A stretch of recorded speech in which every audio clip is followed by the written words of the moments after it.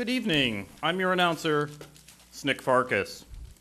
Tonight's puzzling question, how much deeper would the ocean be if the sponges didn't live in it?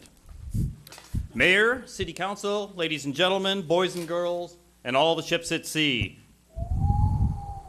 As frigid winds whisk across the Monterey Bay, Perkins Toothpicks, makers of plain, ordinary wooden toothpicks since 1903, presents the Colossus of Gold show. A statue struck by lightning grows to hideous proportions and wreaks havoc on the tiny town of Specific Groove. This week's episode, affectionately dedicated to Steve Irwin, number 233, Reptile Dysfunction. It's a done deal. The city accepts the toxic lighthouse. Sucker.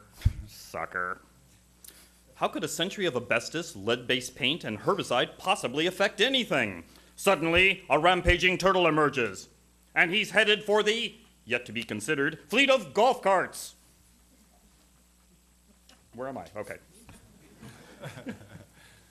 Meanwhile, the city manager manages to manage. You know, I have to deal with a lot of life-threatening situations in my job, but there's nothing in the manual that has prepared anyone for this. So enough is enough. I want this gosh darn amphibian off this gosh darn golf course. To be continued. Join us next time as two factions educate, enforce, and eventually eradicate the shoreline curious.